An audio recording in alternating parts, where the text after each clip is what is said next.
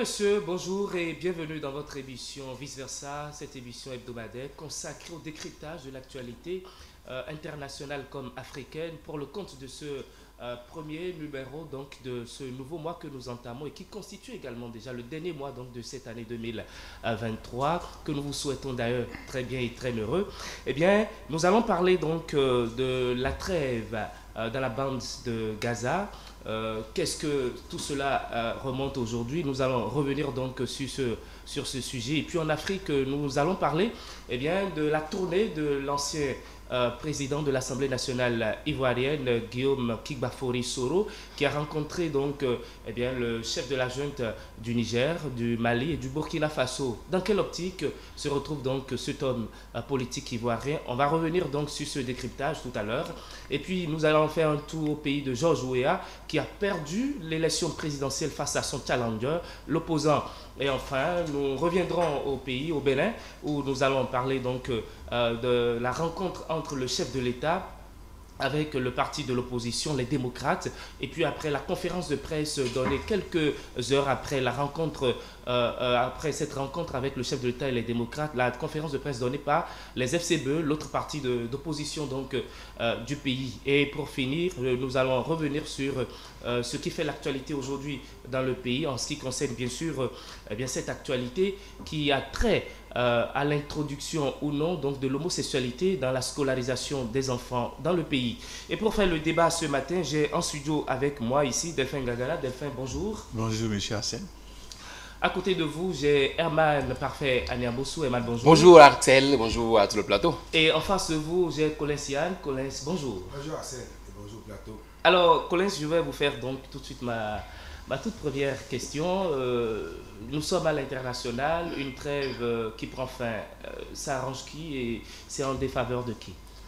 Déjà, il faut saluer le fait que la trêve ait eu lieu. Il faut saluer le fait qu'on ait vu un visage un peu humain dans cette guerre qui met tout le monde pratiquement mal à l'aise.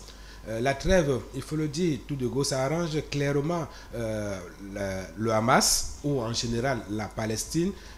Quand on regarde le bilan des morts précédemment à cette trêve, on était pratiquement à 15 000 morts en quelques jours. Et donc, ces jours de répit ont permis, on va dire, de stopper l'hécatombe, permis de faire rentrer des aliments dans la bande de Gaza, permis peut-être d'amorcer le combat contre la crise humanitaire qui est en train de se préparer dans cette partie du monde. Parce qu'au-delà de la guerre, ce qu'on oublie très souvent, et justement, c'est que il y a la famine qui, du fait de cette guerre, est en train de menacer ceux qui auraient survécu aux balles de l'armée israélienne. Et donc, la trêve arrange cette partie de la population, mais la trêve aurait aussi pu arranger l'image d'Israël dans le reste du monde. Si cette trêve avait été, de mon point de vue, continuelle, perpétuelle et un peu plus permanente que ce qu'on voit aujourd'hui. Cette trêve aurait permis de, on va dire comme ça, refaire l'image d'une partie du monde, Israël et ses alliés, qui donne l'impression d'être un peu trop fort pour imposer leurs lois et qui, à coup de cette trêve, avait donné le sentiment qu'ils savaient être humains. Mais là, ça n'a pas duré beaucoup de temps. Herman Parfait Aniabosu, votre appréciation? Oui, il faut saluer comme Collins le fait effectivement qu'il y a eu cette trêve-là parce que ça a permis quand même de décanter un peu la situation, de libérer surtout des otages, même si la libération d'otages a coïncidé ou a eu comme contrepartie la libération des prisonniers palestiniens. Je dis la trêve, pour moi, en voyant un peu la situation, ça arrange aussi bien le Hamas que Israël. Parce que justement, au temps fort de cette guerre déclenchée par Israël, je ne m'attendais pas forcément à ce qu'il y ait cette trêve-là, parce que la manière dont Israël a commencé par bombarder cette bande de Gaza-là, c'est à croire qu'on passait par perte et profit, aussi bien otages, aussi bien Hamas, aussi bien si. Et alors qu'on a vu par la suite qu'effectivement les otages constituaient quand même une priorité pour Israël. Donc du coup, je me demande pourquoi on a fait tout ça là pour ça. Si à la fin, c'est de parvenir à ce qu'on libère des otages, même si la contrepartie aujourd'hui, c'est du, c'est pas 1 pour 3, alors qu'il y a quelques années, c'était du 1 pour 1000 et quelques prisonniers qu'on a libérés. Je pense qu'on est quand même parvenu à s'entendre sur l'essentiel. L'essentiel, c'est que les otages reviennent au bercail. Maintenant que cette trêve soit stoppée, soit interrompue, et que les âmes commencent pas à crépiter encore, dans la bande de Gaza, je me demande si à la fin, on n'est pas en train de se dire il vaut mieux éliminer ceux qui restent parce que le Hamas qui jusque-là a montré quand même un visage plus ou moins humain en ne faisant pas ce qu'on, les images flexibles, en libérant des otages, pourrait aller à l'extrême, et c'est ce qu'on ne souhaite pas. Alors, Delphin, face à une situation du genre, on interrompt également la trêve. On tend vers quoi finalement? Non, il faut dire que c'est une corruption psychologique et mentale. Parce que quand on dit qu'on fait trêve et on libère des prisonniers, mais on dit on continue la guerre, ça veut dire que quoi? Que les prisonniers qu'on a libérés, c'est que on les a libérés pourquoi? Pour rien. Moi, je dis, c'est un peu bizarre que deux enfants se battent, on dit, bon, ok, arrêtez de vous battre, bon, balayez la cour ou arranger les trucs et que vous allez continuer. Ça n'a pas de sens.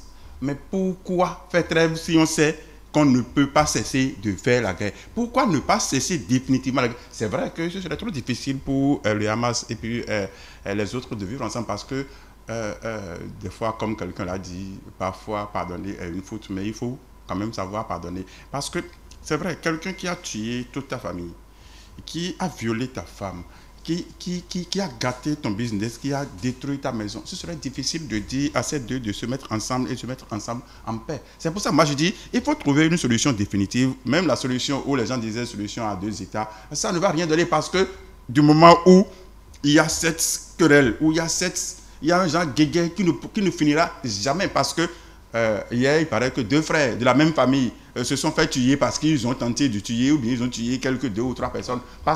Mais peut-être que ce n'est pas directement des gens que Hamas a désignés pour aller le faire, mais ce sont des gens qui se disent juste appartenant à Hamas et qui l'a fait. Donc ça veut dire quoi? Que même si on dit que cette guerre se termine, il y a des gens qui auront toujours cette colère de ce que j'ai perdu mon enfant, j'ai perdu mes parents.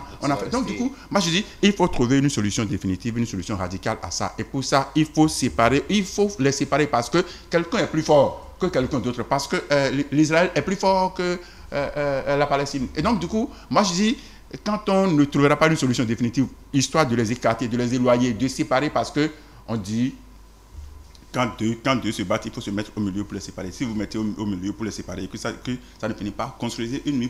On a fait le mur de Berlin, histoire de séparer, puis après, on les a mis ensemble. Mais donc, du coup, il faut séparer les deux pays, il faut les séparer, sinon, la trêve, quelle que soit la trêve, ça ne donne rien. Oui, moi, je ne parlerai pas en termes de force d'Israël comparé aux Palestiniens. Non, je parle plutôt des effets, des dégâts que cela cause. C'est vrai que, aussi bien dans le camp israélien que dans le camp palestinien, il y a eu des pertes. Mais au point même où les pilonnements, les bombes qui ont été jetées en Palestine ont même fait des victimes civiles. L'hôpital Al-Shifa, par exemple, qui a été pris à partie, qui a été détruit.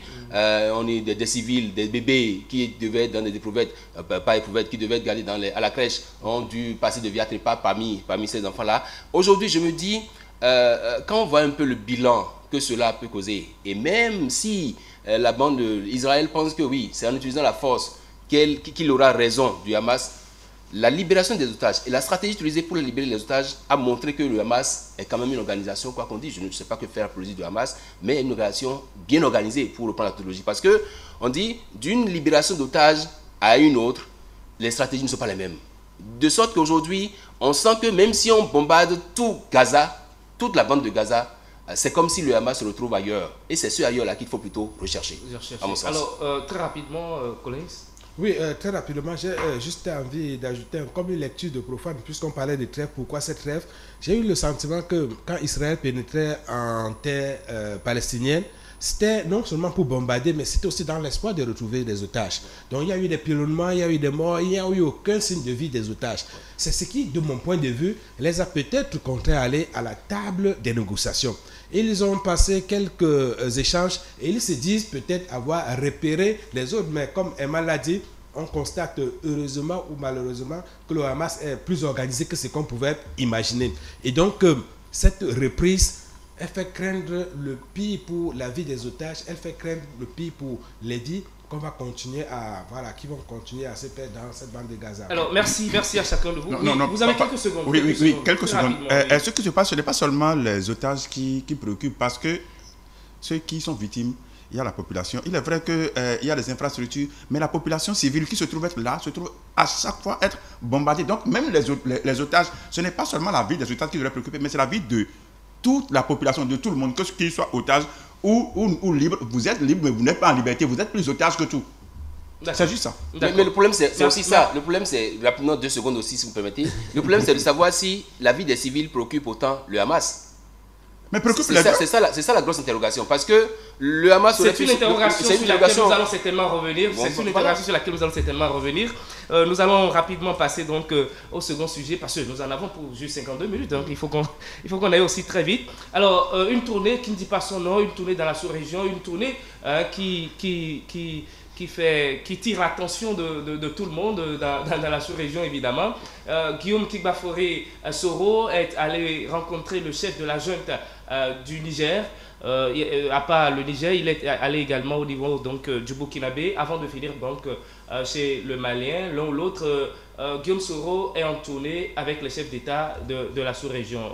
Delphin Gangada. Oui, on l'avait dit ici, je disais que si Guillaume Soro est physiquement peut-être un peu faible, ne veut pas dire que stratégiquement il est faible, que quand il est venu au Niger, c'est sûr qu'il a un plan et il a quelque chose en tête. Vous voyez, et il n'a pas questionné les États qui sont un tout petit peu en conflit avec son État. Et rien que des juntes. Donc, du coup, est-ce que c'est pour dire... C'est stratégique, vous voulez dire. Est-ce que c'est pour dire à quelqu'un que je suis en train de venir, ou c'est juste pour faire peur, ou c'est juste pour se protéger? Parce que selon les Ouïdi, il semble qu'il a même eu un passeport diplomatique du Mali et pour rencontrer le président Poutine. Voilà. Est-ce que c'est vrai? Est-ce que c'est faux? Je n'en sais rien. Mais si c'est vrai, ça veut dire, est-ce que c'est une manière de dire à quelqu'un, et on est en train de venir? Vous parlez de qui? De son pays. Ado, pourquoi pas? Ouais, je parle de Ado, je parle du président de son pays. Parce que. Administrativement parlant, on ne le connaît pas, Ado. Vous parlez de qui concrètement? De Alassane Ouattara. C'est de lui que je parle finalement. Donc, du coup, est-ce que c'est une façon de le faire peur, de lui dire je suis en train de venir? Parce qu'on connaît le passé de Guillaume Soro. Et même si, et comme il a dit, même s'il n'est pas un militaire, mais il a quand même contribué. Donc, du coup, Ado, c'est du quoi? Ça vous fait sourire. Oui, quand il dit on connaît le passé de Guillaume Soro, je ne sais pas à quel passé fait allusion, mais moi je fais référence au passé d'un étudiant qui n'a pas fini ses études. Oui, tout le monde a été étudié. C'est comme ça que je le vois. C'est comme ça que je le vois. Et je vais ajouter, quand on dit qu'il ne va que dans les pays qui sont en conflit avec la Côte d'Ivoire, est-ce qu'il a le pouvoir d'aller dans les autres pays? Est-ce que vous voyez honnêtement Guillaume Soro être reçu aujourd'hui au Sénégal? Ce n'est pas possible. Est-ce que vous voyez Guillaume Soro être reçu dans des pays, on va dire, dans des républiques démocratiques? Ce n'est pas possible. Ça, c'est mon point de vue. Je finis pour dire, Guillaume Soro va uniquement là où on peut l'accueillir. Et Guillaume Soro, je l'aime bien, mais comme j'ai toujours dit, oui, il a un passé de l'homme qu'il est, qui l'oblige aujourd'hui à retourner dans son pays. Parce que c'est ça la démarche. La démarche, c'est retourner dans le pays. Je suis convaincu, moi, que Guillaume Soro ne peut pas rentrer dans une logique de bras de fer avec le président Alassane Ouattara. Ce n'est pas possible. Ce n'est possible ni pour lui, ni pour ses alliés. Et donc, il a une démarche qui peut tendre à penser que, oui, il agite un peu le drapeau, mais je ne suis pas sûr que du côté d'Abidjan, il est pris au sérieux. Et s'il est pris au sérieux du côté d'Abidjan, ça me surprendrait un peu. On verra la suite de l'actualité. On verra bien la suite. Emma Parfait Niabosso. Non, est-ce qu'on peut analyser la posture de Soro sans faire un peu un peu l'historique de ce qui se passe en Côte d'Ivoire aujourd'hui, où Ouattara a quand même pu aujourd'hui briguer un 3e mandat.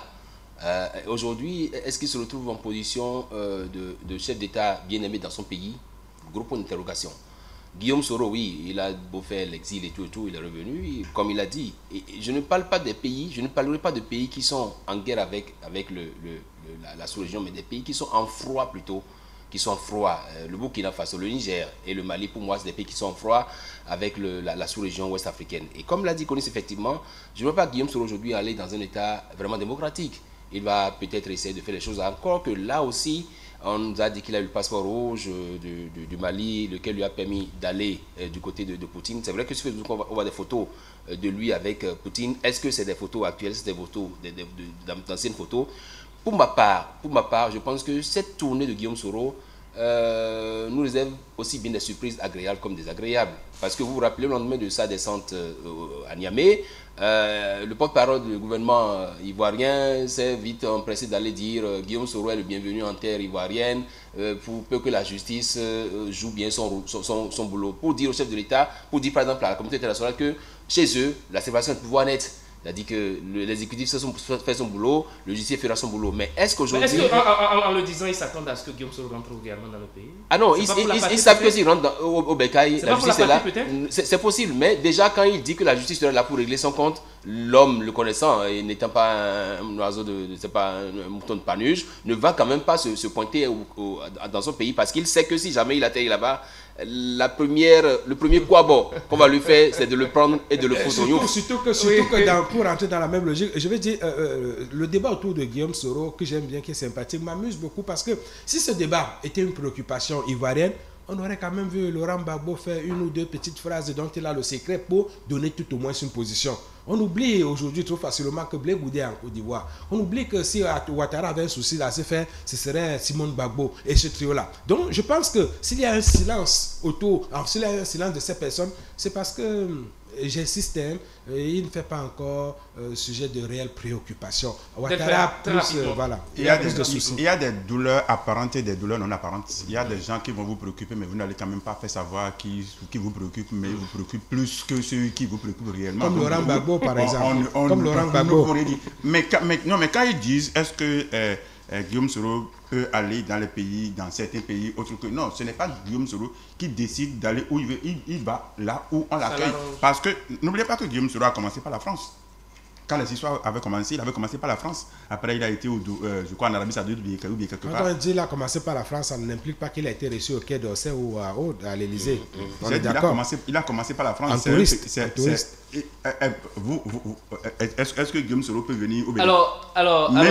Même si on ne l'accueille pas au palais, est-ce qu'il peut venir au Bénin? Non. De toutes les façons, le temps nous dira le reste. On verra bien ce qui se cache derrière donc, cette tournée de l'ancien président de l'Assemblée nationale ivoirienne. Direction à présent au pays donc, de Georges Weah qui a perdu la présidentielle face à son challenger. Je vais commencer par vous, Eman Parfait Aliabossou.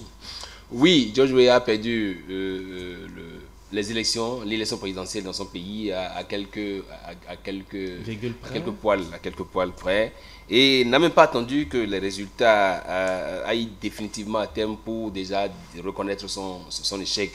Oui, il y en a qui saluent l'homme d'État qu'il est, qui salue un peu le gentleman, qui salue un peu l'homme de fair play parce qu'il était du milieu footballistique.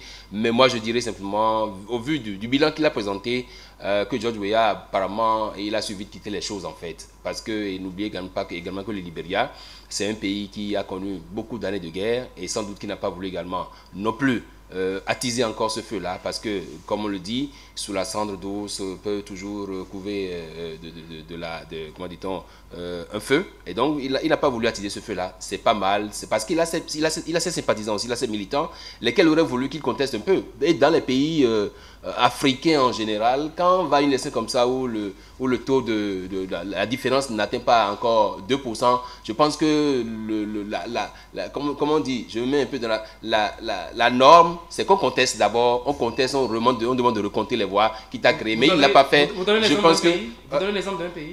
Je n'ose pas donner l'exemple d'un pays pour ne pas me faire harakiri. Alors, Collins, dites-nous rapidement en quelques mots, est-ce que cet échec de l'ancien président Georges Weah, est-ce que ça constitue en apparence une sanction donc, de la population de son pays? Est-ce que c'est une sanction?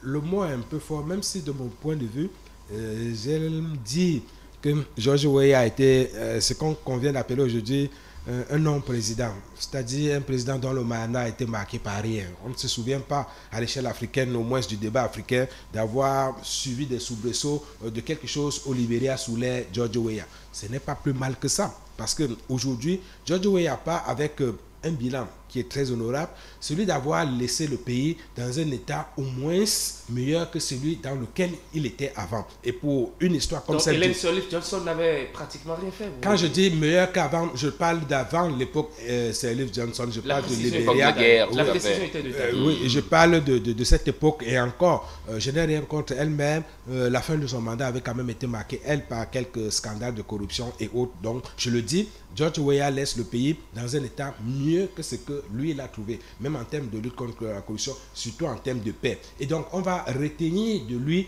l'image d'un président qui a permis au Libéria de prolonger l'état de paix dans lequel il vit aujourd'hui. Et pour cette seule raison, je pense qu'il entre dans l'histoire comme le ballon d'or qui ne savait pas faire des problèmes sur le terrain. Alors, Delphin, c'est une qualité aujourd'hui qui est en train de s'étendre peu à peu au niveau donc de certains chefs d'État. Reconnaître tout de go sa victoire juste à quelques heures après la proclamation des résultats. Oui, reconnaître sa victoire, mais il faut reconnaître quelque chose à Georges Weah. Il est vrai qu'on l'appelle Georges le Grand, il est vraiment grand, il est grand dans tout. Parce que n'oubliez pas que Georges Weah, footballeur, a été aux élections contre ce livre, comme on l'a dit, et il a échoué. Ce que les gens lui avaient reproché en son temps, c'est qu'il n'avait pas de diplôme, il n'avait pas de niveau. Mais qu'est-ce qu'il a fait? Il s'est retourné pour aller se faire former pendant, je crois, combien d'années et avoir un diplôme. Et il est revenu, il est devenu président de la République. Certes, il est resté un tout petit peu libre comme un footballeur sur le terrain, c'est-à-dire un footballeur qui n'a pas une place fixe, mais qui peut jouer à tous les postes. Donc, du coup, il s'est... Mais finalement, regardez, même si son bilan n'est pas parfait, n'est pas ce que l'on souhaite, ça a été toujours comme ça dans tous les pays. Dès qu'on vous nomme, dès qu'on vous élise, et puis on commence par vous trouver des failles, ainsi de suite. Et donc, du coup, vous n'êtes plus le bon. Et c'est l'inconnu qui nous intéresse. On cherche à savoir ce qui se cache derrière l'inconnu. Mais Georges, en plus d'être un grand footballeur, un grand étudiant après échec, un grand qui a gagné les élections, un grand qui danse même, qui va même suivre le match pendant des jours, laissant le pays, un grand dans tout, a fini par encore être grand en reconnaissant très vite son échec et parti. Mais ne soyez pas étonnés que le grand Georges revienne encore après celui qui est là, parce qu'il n'est Moi, pas... ça m'étonnerait vu la façon dont il a quitté le pouvoir. Il n'a pas quitté le pouvoir, il s'est pratiquement débarrassé du pouvoir. On a eu le sentiment qu'il en avait un peu marre et que, voilà, il s'est dit, c'est comme avec le football. À un moment, il faut savoir laisser passer à autre chose. Je pense qu'il est passé à autre chose. Vous vous rappelez que Georges n'a pas pu accéder à son bureau pendant un bon moment parce qu'il y avait un gros serpent qui était resté sur son bureau pendant des jours. Donc, du coup, il a été obligé... C'était des faits divers. On n'a pas forcément toutes ces preuves. Donc, bon, allez, merci à chacun de vous. Nous allons faire un tour rapidement à la régie pour suivre cet élément et revenir sur le plateau pour en faire le débat. Constitutionnel. Mais je vais oser une proposition. D'accord. Puisque c'est votre sensibilité politique qui a désigné tous les membres de la Cour à l'Assemblée nationale comme au gouvernement par le président de la République, si vous suggériez à l'un d'entre eux de démissionner, vous ouvriez la porte à quelqu'un de l'opposition ou des démocrates et toute la nation verra que quelque chose a été fait. Ce sera formidable. Vous avez tous les moyens de loger cette personne quelque part d'autre. Vous savez comment ça s'appelle? Non, Président. C'est une manipulation. Oui. Président Yaboni, vous avez entendu ce qu'il a dit? Vous avez été ancien président de la République. Oui. Vous avez entendu ce qu'il a dit? Oui. Je n'ai pas entendu. Ils veulent que... Moi, je vais vous dire ce qu'il a dit.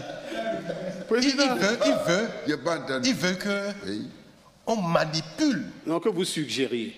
Non, il veut qu'on manipule les institutions de la République au gré de l'esprit partisan. C'est l'esprit partisan qui détermine aujourd'hui la manière dont, constamment, il faut manipuler les institutions. C'est très grave ce qu'il veut nous dire, Monsieur le Président. Ça veut dire que vous qui avez été élu en 2006 président de la République, sans avoir personne, je sais de quoi je parle puisque nous avons travaillé à l'élection ensemble, on n'avait personne à la Cour constitutionnelle en 2006.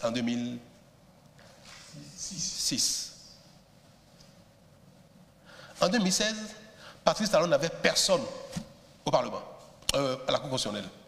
L'élection s'est bien passé, non? En 2023, les démocrates sont allés aux élections, ils ont eu 28 députés, même nombre de députés que le BR, sans avoir quelqu'un à la Cour constitutionnelle.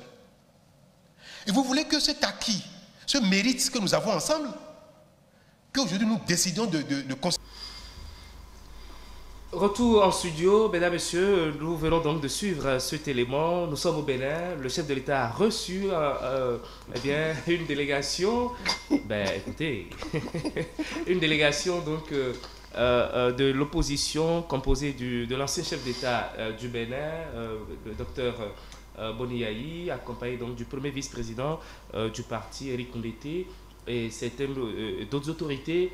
Collègue Sian, votre appréciation sur ce que vous venez de suivre. Je vais faire comme George Weah et envoyer une passe décisive à Delphin qui est très friand de ce genre de sujet. J'aime bien l'écouter lui sur ce sujet-là. Ça, c'est attaque pas derrière.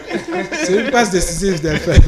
Non, il faut dire que ailleurs, ce sont les partis d'opposition qui demandent à ce que les tests soient respectés en tout cas strictement. Mais au Bénin, nous constatons que ce sont les partis d'opposition qui demandent à ce que les choses soient, c'est pas tel que le chef de l'État a dit, manipulées ou fousoyées. Non, il y a une seule chose que on doit pouvoir être fier de reconnaître que depuis l'avènement de la démocratie, nos institutions, une fois que c'est institutionnalisé, quand on désigne quelqu'un, que les forces politiques changent ou pas, on n'a jamais changé. Depuis 90 jusqu'à la date d'aujourd'hui, il n'y avait jamais eu ça. Il est vrai que la monture actuelle de la Sénat diffère un tout petit peu de ce que l'on faisait avant, mais quelle que soit la monture, quand il y a changement de force politique, on n'a jamais changé les membres parce que la force a changé. Je me dis, oui, le dit ainsi, est-ce que c'est juste qu'on se dit, nous voulons rester dans les choses, mais si on veut rester dans les choses, on peut le dire encore autrement. Mais demander comme ça que cela soit fait. Maintenant, est-ce qu'il faut... Moi, je dis, est-ce que les représentants des forces politiques ou des autorités dans une institution, est-ce qu'une fois qu'ils sont là-bas, ils continuent toujours d'être partisans? Non, ils ne sont plus partisans, ils sont pour la République, travaillent pour la République. Donc, du coup, chercher même à donner une couleur à un élément dans une institution, c'est déjà, il faut soyez tordre le cou à l'institution. Donc, et puis, ce qui me dérange un tout petit peu, c'est une délégation composée de l'ancien président de la République. Ça veut dire quoi? Garant, il a été garant de toutes les institutions du pays. C'est un ancien vice-président de l'Assemblée nationale, ce qui légifère et qui a été un des anciens députés et qui continue encore de siéger, un autre vice-président. Donc rien que des gens sur qui nous comptons. Et quand on le dit, moi je dis, mais pourquoi vouloir juste le dire ainsi? Est-ce que, je fais cette parenthèse, comme il m'a donné une passe, je profite pour mettre suffisamment de but. Vous avez quelques secondes, allez-y. Est-ce que c'est juste un peu comme nos enfants, quand ils veulent nous demander quelque chose, ils ne profitent pas pour faire quelques mensonges, ne pas dire la vérité des choses, histoire de nous contraindre, de nous convaincre à leur donner la chose qu'on est allé dire de ces genres de propos qui ne nous honorent pas trop. Je ne sais pas, parce que si vous suivez un tout petit peu, quand dans la même séance, on dit on ne reconnaît pas que la FTBE soit de l'opposition, vous allez vous dire, mais est-ce que oui, ce n'est là-dessus, pas... nous allons revenir. Non, c'est une parenthèse, c'est oui, une parenthèse. Je vous comprends, mais nous allons revenir là-dessus amplement tout à l'heure. Eman Pafé Ameaboussou, ancien chef d'État, qui était à quelques centimètres, ou je dirais millimètres près, mais quand on lui demande, est-ce que vous avez entendu? Il dit non. Vous avez souri tout à l'heure. J'ai presque envie de parler de désaveu de Boni Yayi à Roulété. J'ai eu l'impression qu'il n'y a pas eu de préparation des sujets qu'on veut aborder au cours de... Et la preuve, c'est que Roulété a dit, c'est une suggestion qu'il fait. C'est à croire que c'est séance tenante qu'il a fait cette suggestion. Ou alors Patrice Talon, vu que quand la délégation est venue, il y a d'abord eu tête-à-tête entre l'ancien chef d'État et lui. Peut-être que ça a essayé de... Ça a déjoué un peu, ça a déstabilisé un peu les choses. Parce que oui, en le recevant en tant qu'ancien chef d'État, ils ont dû échanger sur certaines questions de la République et tout. Est-ce que ça a pu amener Yayi Boni à se dire, mais écoutez, au-delà de... Avant d'être président du parti politique, je suis ancien chef d'État. Et on m'a reconnu cette étoffe-là, cette carapace-là. Est-ce que ça n'a pas déjoué un peu les choses? Parce que Boni Yayi aurait peut-être, quand on l'a entendu répondre, il aurait peut-être souhaité ne pas être à cette séance-là, peut-être après avoir rencontré Boni Yayi. Parce que quand on dit, vous avez entendu, il dit non. Et il dit, il a été affirmatif, il dit, je n'ai pas entendu. Et donc pour dire quoi? Pour dire que oui, nos institutions ont été enfermées dans des carapaces bien données. Il y a mot de désignation et puis il y a mandat. De sorte qu'aujourd'hui, on ne peut pas parce qu'une force serait de l'opposition ou une force aurait fait une montée ou bien une montée vertigineuse ou une montée rapide au niveau d'une certaine sphère, on ne peut pas profiter de là pour revoir l'institution, non pas du tout. Comment dit-on, Elisabeth Poyon a proclamé les résultats dans ce pays alors qu'elle n'était pas désignée par celui qu'elle a déclaré vainqueur. Comment dit-on, Théodore Olo également a déclaré vainqueur quelqu'un qui, alors qu'il n'était pas désigné par celui-là. Je pense qu'il faut laisser l'institution de la République fonctionner telle qu'elle. Ça a été la bourde, ça a été l'erreur de faire cette position-là. Voilà. Alors, est-ce une erreur véritable ou un courage de Éric Ndete? Oui, avant de répondre à la question, il y a une image qui me venait à l'esprit. En fait, je regardais cette rencontre-là avec un regard extérieur, avec le regard des gens qui sont hors du Bénin et qui regardent notre pays. Il y en a qui m'ont appelé pour me dire, mais c'est beau chez vous. On voit un président de la République qui invite le parti de l'opposition, le principal parti de l'opposition, dans la maison de la République pour faire un débat sur des questions qui touchent les populations. C'est ce tableau-là. Il faut déjà insister sur la beauté de ce tableau. Parce que quoi? On est en train d'aller vers des élections, pas seulement législatives, pas seulement communales, mais aussi présidentielles, des élections générales. Et donc, le fait d'avoir de tels genres de rencontres, le premier message qu'il renvoie aux populations, c'est que vous avez vu, le président parle aux opposants. Ça veut dire que nous autres populations, nous avons le droit de nous parler sans savoir qui est de l'opposition, qui est de... Bref, ce genre de rencontre a instauré le genre de dialogue national qui faisait que notre pays était une référence démocratique, qui faisait qu'on était l'école où des gens venaient apprendre comment se mène le débat démocratique. C'est ce que moi je veux retenir de ce premier débat et souhaiter qu'il y ait d'autres débats. Après, pour revenir à votre question, je ne sais pas déjà fui, chacun joue son rôle. Chacun joue son rôle et je n'ai pas forcément envie d'analyser cette posture parce que j'ai le sentiment que je n'ai pas tous les éléments pour analyser cette posture. Et donc, je ne veux retenir que le symbole. Le symbole, c'est qu'on a des acteurs politiques qui se parlent et qui envoient un message aux populations. Parlez-vous. La politique, c'est comme le football, ce n'est pas la guerre, ce n'est que des adversaires. Et ça, c'est ce que je retiens. Alors, juste après cette rencontre, il y a eu une conférence de presse qu'on a suivie tous.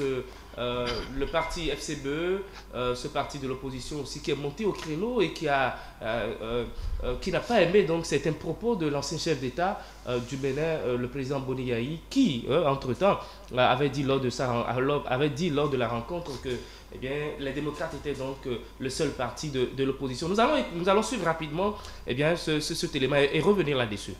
Monsieur Boni Yayi n'a jamais cessé de calomnier, de vilipender et de traîner dans la boue notre parti et ses responsables depuis 2020.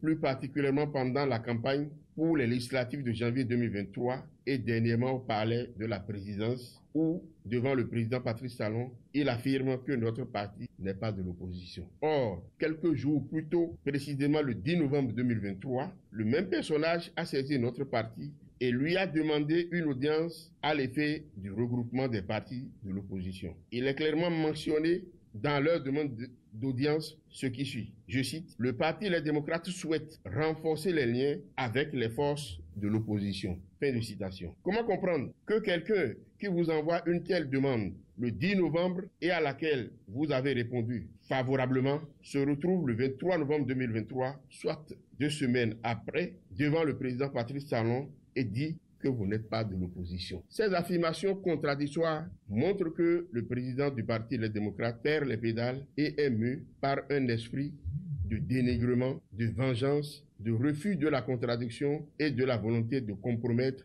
à tout prix la paix dans notre pays. Aussi avons-nous du mal à comprendre cette haine envers des gens qui l'ont soutenu sans réserve pendant 10 ans. Au regard de ce constat désolant, la FCBE dénie à M. Boni Yayi la capacité et le droit de se prononcer au nom de toute l'opposition béninoise. Par ailleurs, nous mettons en garde le président du Parti Les Démocrates et sa clique de s'attaquer encore aux attributs de notre parti, la FCBE, sous peine de poursuite judiciaire. Merci. Retour en studio. Nous allons revenir. Vous avez suivi l'élément tout à l'heure, Eman Pafe Niambossou. Votre appréciation là-dessus? Oh, mais réaction légitime, à mon sens. Parce qu'effectivement, quand vous êtes chef de l'opposition, pas encore consacré totalement sur le papier, et que vous avez fait cette demande-là de renforcer les liens au sein de la classe, au sein de l'opposition, et que quelques 2 semaines après, vous vous retrouvez devant le chef d'État qui incarne la mouvance, que vous dites que ce parti que j'avais souhaité rencontrer, en fait, c'était une farce. C'est comme ça que je caricature un peu ce qu'ils ont dit au cours de la rencontre avec Patrice Talon. C'est de dire que c'était une farce, on avait juste voulu reconnaître que c'était l'opposition. Je me demande bien quel est cet esprit, cette idée qui a animé les responsables du parti, les démocrates, alors que tout le monde, toute la classe politique, même tous les Béninois, avaient déjà commencé par saluer cette envie-là, cet effort que Boni Yayi voudrait faire ou était tenté de faire pour unir l'opposition autour de sa personne. Je pense finalement, pour conclure, qu'il semble qu'il y a une sorte de personnification de l'opposition et il faut qu'on n'aille pas jusqu'à ce niveau. Oh ben, je vais rester dans ma logique de ma précédente intervention pour dire que moi je considère ça comme de la diversion. Parce qu'au regard de tous les sujets qui ont été abordés au cours de cette rencontre entre l'opposition et le chef de l'État, il y a tellement de bonnes choses qui se sont dites que moi, ça me dérange un peu de rentrer dans cette querelle de cours de récréation qui n'apporte objectivement rien à personne, pour me rappeler que des sujets un peu plus importants qui engagent la vie de la nation, comme voilà, le fichier électoral et autres, ont été abordés au cours de cette rencontre. Et voilà, qu'il faut qu'on trouve des occasions pour tirer les conclusions de tout ce qui a été dit, pour tirer les conclusions de tout ce qui a été arrêté pour la nation. Après, voilà, que tel ait porté une culotte qui était plutôt bleu alors que l'autre la voyait bleu ciel. Oui, on va rentrer dans des chaumières et faire ce genre de débats de clochers qui sont, de mon point de vue, de faits divers. Mais là, je pense que je suggère qu'il y ait des sujets un peu plus sérieux. Moi, ça ne me paraît pas un sujet sérieux. Oui, ça ne paraît pas sérieux, mais c'est sérieux pour d'autres, parce que quand on vous dénie le droit d'être quelque chose que vous êtes, c'est sûr que ça va vous faire mal. Donc les gens ont raison. Mais ce qu'il faut constater est ceci. Quand un coach dépose son manteau de coach et chausse des godasses et monte sur le terrain, c'est que ces joueurs qu'il coachait vont le traiter comme des coéquipiers, vont le traiter comme un coéquipier, ou même ces anciens joueurs qui jouaient dans une autre équipe, avec des tacles au besoin, vont l'attaquer et vont lui faire des... Donc du coup, comprenez, vous avez vu comment les gens l'ont appelé, ils l'ont pas appelé ancien chef d'État, ils ne l'ont pas considéré comme un ancien président de la République, ils l'ont considéré comme un chef de parti politique, donc un adversaire comme eux. Donc ils sont sur le même terrain. Et l'autre chose est quoi? Ce n'est pas à un ancien chef ou un autre parti de reconnaître l'appartenance d'un autre parti. Non, ce n'est pas au FCBE de reconnaître si les démocrates sont de l'opposition ou si UP est de l'opposition. Non, c'est la loi qui définit ça. Et c'est l'article 3 de la loi qui définit ça. Donc du coup, il ne suffit pas de un temps on avait dit, je vais raconter, même si c'est je ne sais quoi. Avant, les démocrates traitaient le FCBE de l'appendice, de troisième force, simplement parce qu'on a dit qu'ils ont été aux élections où ils ont bénéficié du financement. Mais à la date d'aujourd'hui, les démocrates ont participé aux élections, bénéficient de... Donc du coup, ils sont à égalité. Mais pourquoi on dénie le droit aux autres d'être de l'opposition? Simplement parce que on veut, l'objectif était de dire... Sani Ngounou, qui se trouve être le représentant du chef de file de l'opposition à la Sénat, n'est pas de l'opposition. Comme ce n'est pas nous qui l'avons désigné, donc nous ne le reconnaissons pas. Donc du coup, nous ne reconnaissons pas celui qu'on a désigné. Donc nous ne reconnaissons pas celui qui l'a désigné. Mais il y a quelques jours, vous avez déjà considéré que celui-là étant de l'opposition parce que de l'opposition, ce n'est pas seulement vous qui êtes de l'opposition. Même si vous êtes le chef de file de l'opposition, vous représentez tous les autres partis de l'opposition. Et l'article 3, permettez-moi de vous lire l'article 3 de la loi qui dit « Constitue l'opposition l'ensemble des partis politiques représentés ou non à l'Assemblée nationale qui soutiennent pour l'essentiel des positions différentes de celles du gouvernement et envisagent de construire une alternative politique dans le cadre démocratique. » Et on continue, on dit « L'appartenance à l'opposition doit faire l'objet d'une déclaration officielle et publique. » Ça veut dire que quoi? Que ce n'est pas à un individu de reconnaître, c'est l'institution qui reconnaît. Comme un chef de parti politique. Un chef de parti politique. Donc du coup, les démocrates n'ont pas le droit de dire que les autres ne sont pas de l'opposition. Et même ça là, ils peuvent même être poursuivis pour avoir dit ça, parce que ça c'est violé. Ils ont même mis en garde tout à l'heure. Et mieux cette mise en garde présentée par Salomon Ojo, qui était, je rappelle, un des éléments fidèles à Boni Yayi, vous qui connaissez bien un peu la maison FCBE. Oui, je pense que cette déclaration des démocrates devant Patrice Talon, aujourd'hui, cette déclaration est en train de mettre un peu à mal la cohésion qu'on avait espérée au sein de la classe politique de l'opposition, parce que justement, avec cette mise en garde, désormais, la FCBE qui avait donné avis favorable, c'est clair, la FCBE qui avait donné avis favorable à ce que cette audience ait lieu, c'est sûr que cette audience entre Boni Yayi et Paul Nkpé désormais est d'abord mise entre parenthèses. On dit qu'il y a possibilité de poursuivre des gens qui ont fait cette déclaration. Je pense qu'il ne faut pas faire de telle déclaration parce que ça ne contribue qu'à envenimer la situation politique qui est déjà un peu... Merci, voilà. merci Eman Pafé Aniamboussou pour cette analyse. Instauration ou non de l'homosexualité dans le système éducatif au Bénin. Nous allons parler également donc de ce sujet très rapidement avant d'aller sur la chronique. Mais avant, je vous donne la parole, Delphin.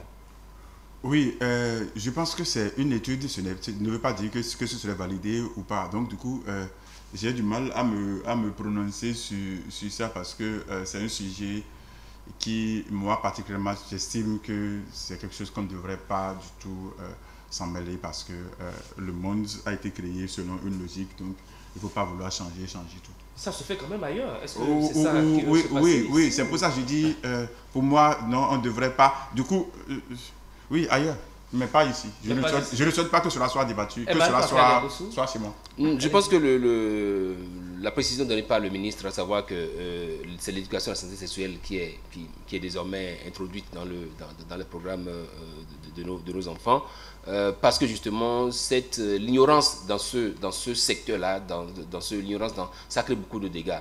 Et si l'idée, c'est de faire en sorte que déjà petit ou déjà à un certain niveau, que nos enfants soient éduqués à cette santé, cette reproductive, je pense que c'est une bonne chose. Maintenant, quant à l'introduction ou quant au vote de la loi sur l'homosexualité, même en l'absence de la loi, ça c'est parti déjà chez nous au Bénin. La loi, c'est vrai, ça viendrait peut-être encadrer une enquête ou une étude à ce sujet. Vraiment, je ne sais pas à quoi ça va servir. Mais on verra bien, on attend de voir. Ça grogne, on a tendance à croire que bon, c'est de ça qu'il s'agit désormais dans l'éducation béninoise. Je suis quelque peu fataliste sur le sujet parce que si vous observez bien, vous êtes parents aussi, vous regardez la télévision à la maison, les dessins animés, voilà, on n'échappe plus à un certain genre de sujet, celui-là particulièrement. Je fais un maladroit parallèle avec ce qui se passe dans la bande de Gaza. Une fois qu'une opinion publique suffisamment forte a sa façon de voir le monde, on a le sentiment qu'elle a tendance à imposer cette façon de voir le monde au reste de la planète.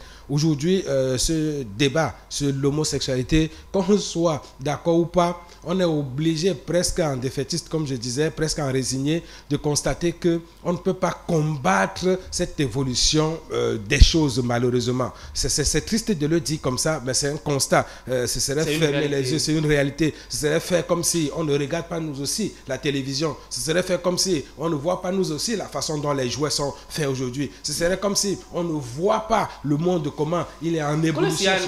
Très rapidement, personnellement, vous souhaitez qu'on l'introduise dans l'éducation béninoise, vous, l'homosexualité?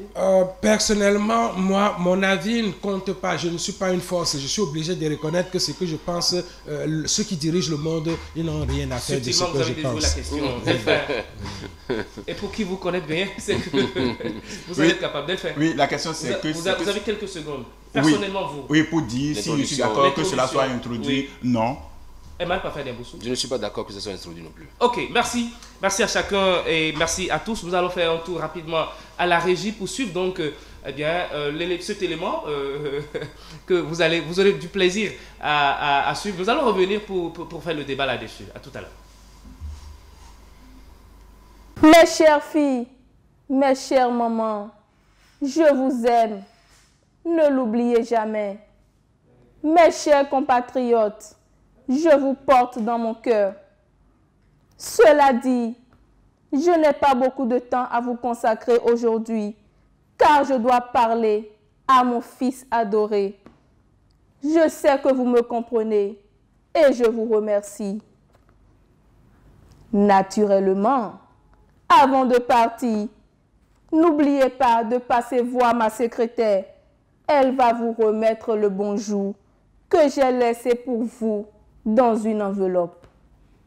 ACA. Merci. Bonne journée.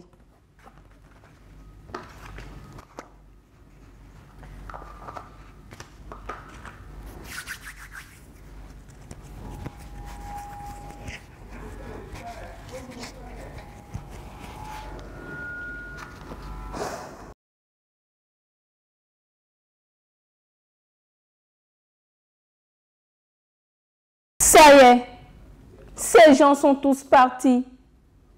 Ouf, enfin. Fiston, nous ne sommes que 2 dans cette salle.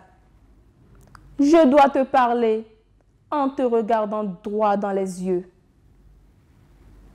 Maintenant que tu as décidé de t'engager en politique à mes côtés, il y a des choses que tu dois savoir. Ce matin, tu semblais très heureux en m'annonçant que le gouvernement a trouvé une bonne solution à la crise de Sodia. Fiston, retiens ceci une bonne fois pour toutes. Toi et moi sommes des opposants, chefs de file de l'opposition en plus. En notre qualité d'opposants, rien de ce que fait le gouvernement ne doit trouver grâce à nos yeux. Rien. Tu comprends ça? Rien. Nous n'avons qu'un seul travail. Dire que le travail du gouvernement est mauvais, quel qu'il en soit. Point final. D'ailleurs, cette crise du Sodia, qu'est-ce que tu en sais? Naturellement, ce que le gouvernement a fait pour sortir de cette crise de Sodia est une très bonne chose. Mais tu ne dois jamais répéter cela en public. Je t'explique. En matière de production agricole, l'idéal, c'est la transformation locale. Ce gouvernement a beaucoup investi dans ce sens, je le confesse. Donc, si on laisse les producteurs faire sortir le soja du pays en désordre, c'est le pays qui perd. Mais nous, en notre qualité d'opposants, on doit encourager ce désordre. Ça va créer une pénurie au plan local. Les populations seront fâchées. Et nous, on va intervenir pour amplifier la colère des populations et la diriger contre le gouvernement. J'espère que tu comprends. Je te file un dernier secret. Quand le gouvernement décide que toute exportation doit passer par le port pour faire rentrer de l'argent dans le pays, ce n'est pas le paysan que ça pénalise. Ceux qui sont pénalisés, c'est encore nous, politiciens, hommes d'affaires. Parce que c'est nous, avec nos gros moyens, qui achetons le soja à très bas prix aux producteurs. Et c'est nous qui l'exportons par des voies détournées pour ne rien payer dans les caisses de l'État. Donc, ce que tu appelles bonne solution du gouvernement n'est une bonne solution que pour les producteurs de soja et les caisses de l'État.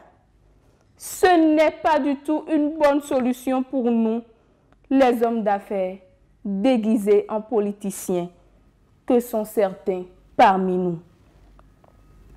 La leçon que tu dois tirer de cette crise de soja est celle-ci. C'est seulement dans leur discours que les opposants défendent l'intérêt général. Dans la réalité, un opposant ne défend que ses intérêts personnels. Voilà toute la vérité. Maintenant, va te préparer. On a un meeting à faire pour dénoncer la solution du gouvernement. Merci. Retour sur ce plateau. Vous avez suivi avec grand intérêt cette chronique de la diva. Je vais commencer par vous, Colin Sial. Ben, c'est expliqué. Voilà. J'aurais pu dire la crise du soja expliquée dans un langage de con. Tout est dit entre les mots. Pour celui qui a vraiment compris, tout est expliqué en des termes de bouffon, disons comme ça.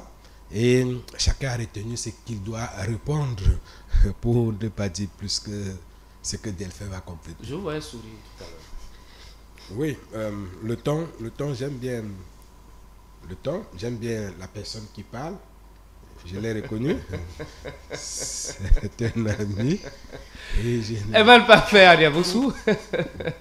Oui, je pense que c'est la situation du soja qui est ainsi peinte en des mots très simples, des mots très clairs pour qui veut comprendre cette crise-là ou cette forte politisation de la situation des sojaculteurs. À la fin, on a compris en fait qu'est-ce que ça arrangeait, cette guerre-là.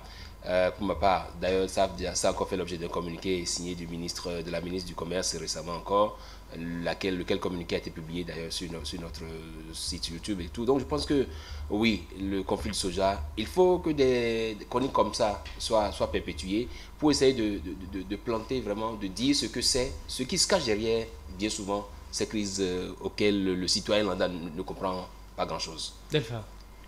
Oui, vous savez, la seule personne qui va insulter votre mère, vous n'allez pas l'attaquer, c'est un client. Vous connaissez les revenants. Quand un revenant t'insulte, tu ne pourras pas l'attaquer parce qu'il est derrière autre chose que tu ne connais pas. Vous voyez la façon avec laquelle on a décrit le phénomène ou les contours du soja. On l'aurait dit directement comme ça, les gens vont vous traiter autrement. Mais de toutes les façons, vous avez une très belle manière de vous attaquer aux gens. Allez-y. Donc, ne vous arrêtez pas. Je pense que c'est bien dit, clair et net. On a compris que les gens font leur combat de la manière qu'ils estiment et que donc du coup... Qui les arrange surtout. Qui les arrange. Et donc... c'est tranquille. Il faut de ce genre de... Merci. Nous avons encore quelques minutes, mais avant, nous allons faire un tour rapidement à la régie pour sur ce jingle rapidement et revenir en plateau.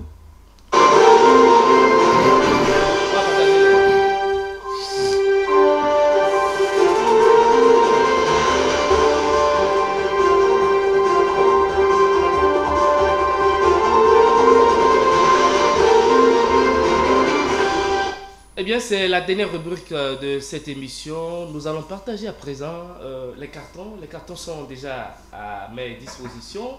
Alors, je vais commencer par d'abord les mettre à la disposition d'abord de Collins. Collins, vous les tenez. Voilà.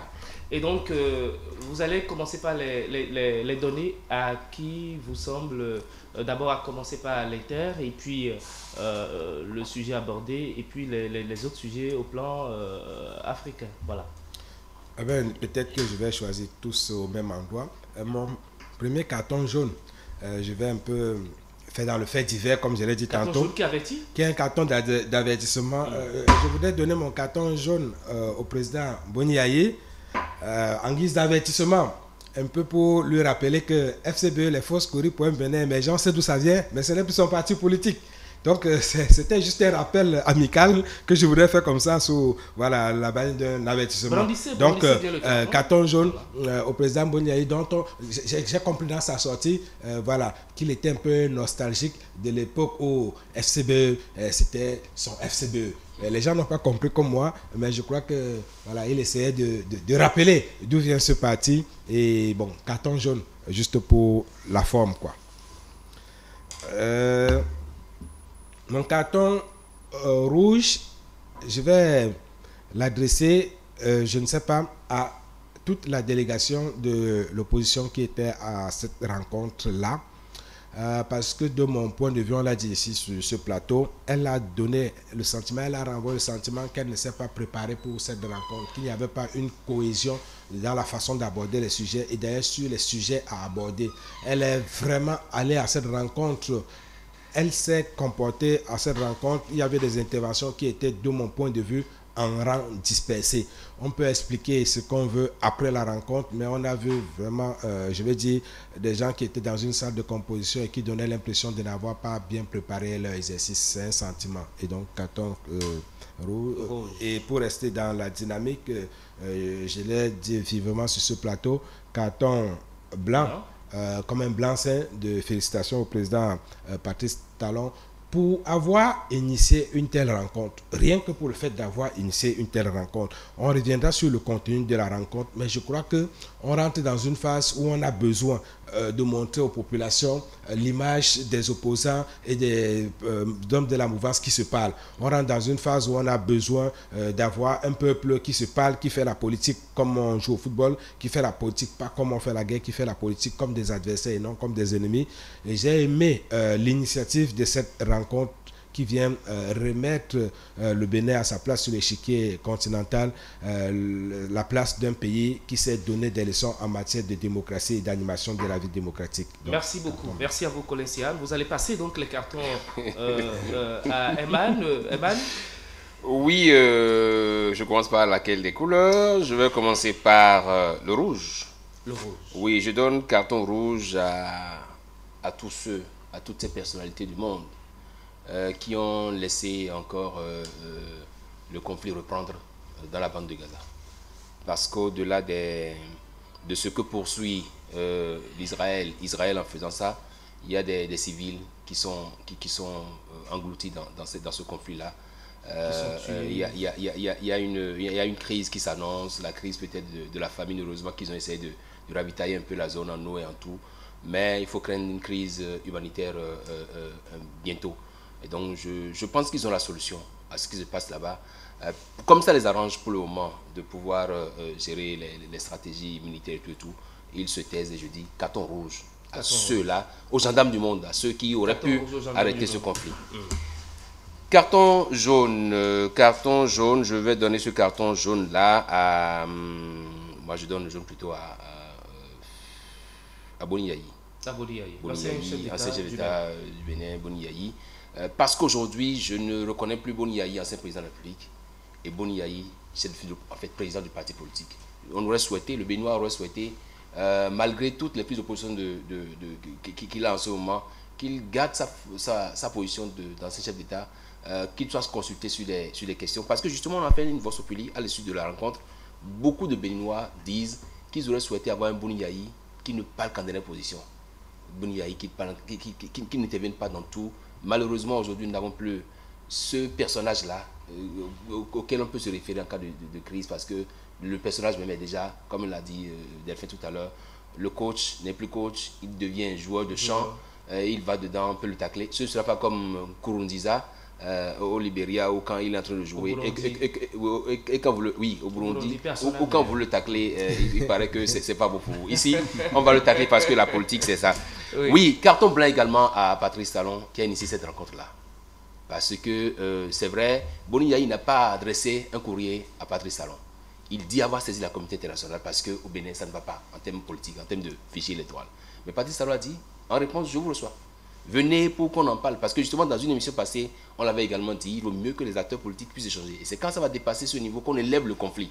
Là, maintenant, il a montré en réalité que ce que vous amenez à un niveau international, on pouvait le régler chez nous au Bénin. Donc, venez, on va échanger. Je pense que vous avez entendu qu'ils disent non, et qu'ils disent je n'ai pas entendu. Je pense que ça vient tout justifier. Voilà. Donc, carton blanc à Patrice Talon, qui a initié cette rencontre-là. Je pense qu'il faut de telles rencontres. Et d'ailleurs, qu'il a rencontré aussi l'ancien président Soglo. Sans doute que ça va se poursuivre avec d'autres également. Et pourquoi pas, la presse aussi espère. Voilà, une rencontre avec le chef de l'État. Nous sommes prêts quand même. Alors, Delphin. Monsieur Hassan. Mes cartons sont nationaux. Mais avant de commencer par distribuer mes cartons, je vais juste poser une question qui va rester question et puis à la fin, on va en parler. Est-ce que dire parfois pardonner peut-être une faute est égal à pardonner égal à une faute? C'est juste ça la question. Chacun peut peut-être répondre à son niveau. Est-ce que ces deux phrases signifient la même chose ou disent la même chose? Vous ouvrez une chute. Une chute. Donc, du coup, mes cartons, je donne carton rouge à deux personnalités. À l'ancien chef de la République, Dr Yayi Boni, et puis l'ancien premier vice-président de l'Assemblée nationale, qui, quand l'autre dit, je n'entends pas, l'autre dit, non, quand l'autre dit, non, l'autre dit oui, parce que Patrice Talon a posé, le président Patrice Talon a demandé, est-ce que vous avez entendu, et sans que le docteur Yayi Boni ne réponde, parce qu'il a estimé qu'il était... Il a entendu, donc il devrait s'assurer. Donc du coup, ce cafouillage, il faut qu'on évite ce genre de choses, et que ce sont deux personnalités, deux autorités de ce pays, et deux autorités vraiment respecté de ce pays qui se cafouille. J'appuie ce carton rouge là, j'appuie effectivement le second volet de ce carton rouge là. Un carton rouge pour ces deux personnalités. Carton jaune au FCBE, juste pour leur dire, oui, si le fait de vous dénier l'appartenance à l'opposition est peut-être une stratégie pour vous diviser, pour créer une division, pour vous déstabiliser, restez unis et faites de ce genre de conférences histoire de dénoncer très vite les choses qui peuvent vous séparer. Si vous voulez vous mettre ensemble, mettez-vous ensemble, ne vous mettez jamais en rang dispersé. Carton jaune pour eux, pour leur dire, vous êtes avertis. Carton blanc pour dire à quelqu'un que je ne connaissais pas trop, mais j'ai appris à le connaître et il m'a vraiment fait une fierté, prouver que l'autorité se respecte et l'hiérarchie reste hiérarchie et que l'éducation que nous avons reçue de nos parents, on doit toujours respecter ça. C'est le deuxième vice-président de l'Assemblée nationale, Arossi Basile, qui, à l'entame, dès l'arrivée du président de la République, je ne connais pas son âge, mais j'estime qu'il pouvait être plus âgé que le président de la République, mais il a cru devoir respecter l'autorité en enlevant son chapeau. Ouais. Il était le seul sur les 4 qui représentait les démocrates, en enlevant son chapeau. Et quand le chef de l'État s'était retiré avec l'ancien président de la République revenu, il a encore enlevé une deuxième fois son chapeau, histoire de nous dire l'autorité se respecte, l'hiérarchie se respecte. Carton blanc à cet homme qui et qui nous apprend à nous respecter. Douanier à la retraite. Voilà, ce qui prouve que les hommes de rang ont toujours les hommes de rang. Merci. Merci à vous Delphine Gagada, merci également à vous Eman Pafé Adiabosu, merci également à vous Colin Sian, merci à chacun et à tous, merci aux téléspectateurs qui nous ont suivis, merci à chacun et à tous. Je vous retrouve, sinon on vous retrouve, l'équipe vous retrouve la semaine prochaine, plaise au ciel.